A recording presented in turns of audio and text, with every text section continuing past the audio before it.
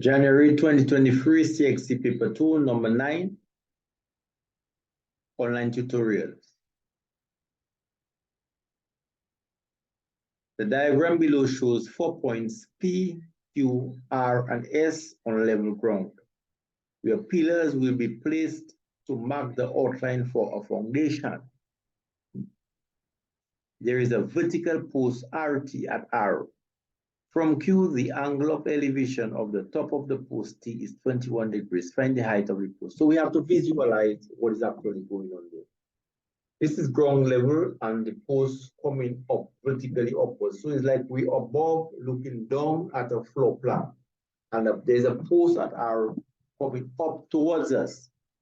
So from our perspective, all we will see now with regards to the post is the top of the post, you know, like a circle. That will be the top of the post. Okay, like the roof of the post, because we're looking down. Okay, and that's the floor. So T now would be on top of the post and R below. So you see that R there is on the ground and T is in the air. And we know higher up in the air looking down. So that is the perspective we are looking at. So now we're going to place ourselves on the ground looking sideways now at everything. So we're going to see the post going up vertically like this. So look at the top of the post, which is a circle, but now we are down. So we are looking across towards the post. We're going to see a post vertically going upwards. Just like how you have the palm tree standing up. If we were above, we would have seen the top of the palm tree, we would have seen the leaves spreading out. We would have seen the top of the post, and down here now we see the lines of the floor plan. But now we are down, so we're looking across, so we're seeing the post rising up vertically. It is making a 90 degrees with the ground, and this is the angle of elevation from Q, that's the 21 degrees. So the QTR is a right angled triangle. So in order for us to solve for H now, we have to look at what we have and what we need to solve. According to the list of formulas dealing with a right angle triangle, we need to know what is the hypotenuse. There must be a box there because the hypotenuse is always away from the box. The box is always pointing to the hypotenuse. There are two other sides. Their names depend on the angle that you are referring to. So because this diagram is referring to theta, this side is opposite to theta. This side now is adjacent to theta.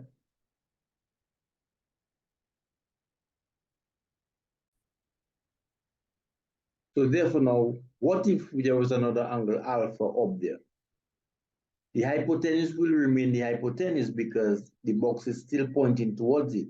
However, this vertical side will not be opposite to alpha. It will be adjacent to alpha. Adjacent means next to.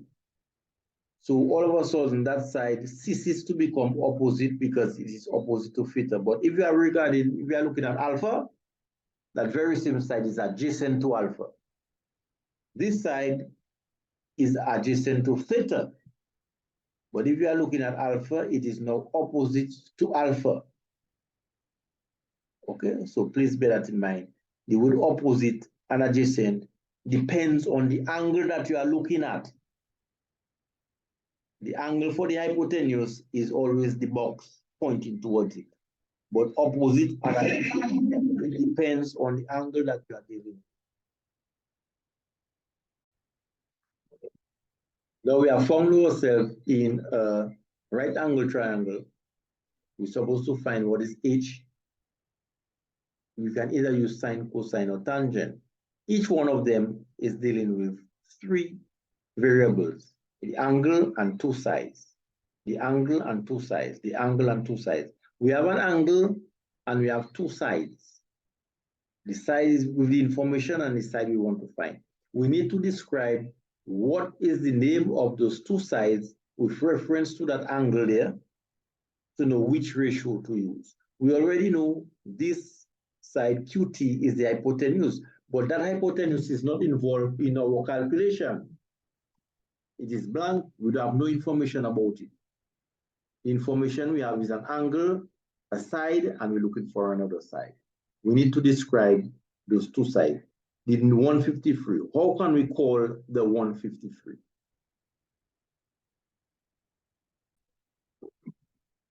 Therefore, another 153, because that 153 is next to the 21, then we can call it adjacent to 21, because it is next to it, to the 21. And this height we are looking for is away from the 21, so we can call it opposite to 21. Okay. Opposite to 21. So we are talking about the two sides that are involved in our calculation is the opposite, put a small h there, and the adjacent. So we're going to look to see which ratio is dealing with the opposite and the adjacent. Tan. So we have to use tan to solve for each.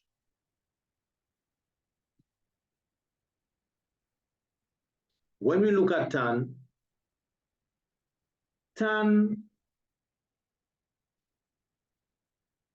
of the angle is equal to the side opposite to the angle over the side adjacent to the angle. That's what it says here, opposite side over adjacent side. And the angle is 21. So tan of 21 is equal to the side that is opposite to 21. The side that is opposite to 21 is h, we call it h, call it little h. And the side that is adjacent to the 21 is 153.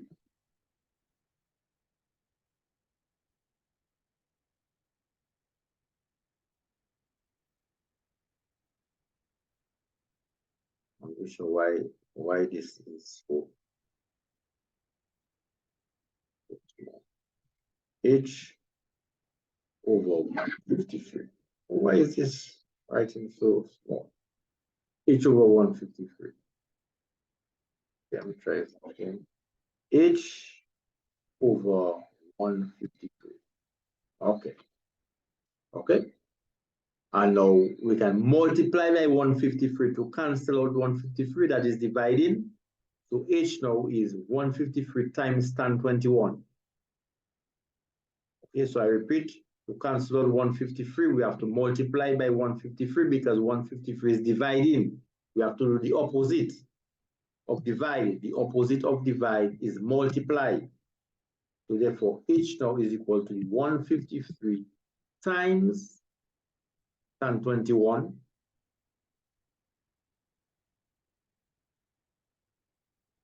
And that will give us how much?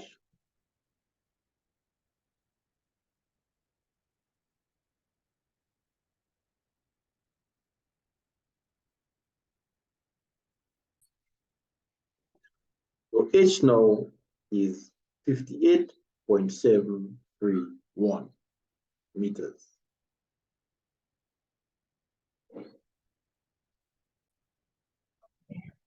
Just to conclude, what if we were to calculate the hypotenuse and that 21 degrees was placed up there instead? So we have the 153 and we have the 21 degrees and we want to find hypotenuse.